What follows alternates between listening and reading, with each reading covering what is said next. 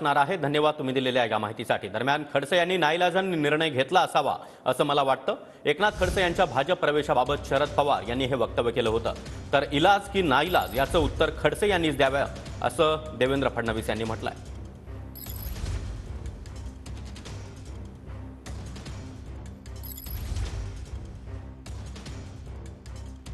सत्तेचा गैरवापर करून व्यक्तिगत हल्ले, एखाद्या व्यक्तीवर करण्याच्या संबंधीची भूमिका यापूर्वी महाराष्ट्रात एवढी नेतीची हल्ली सुरू आहे आणि त्याच्यातून अनेकांना यातना सहन कराव्या लागतात। कदाचित ती अवस्था खडसे साहेबांच्या सुद्धा आली असण्याची शक्यता नाकारतात आणि त्यामुळे त्यांना काही निकाल घ्यावे लागले तर ते निकाल एका विशिष्ट परिस्थितीत नाईलाजाने घेण्याची वेळ आली असावी असा माझा समज आहे।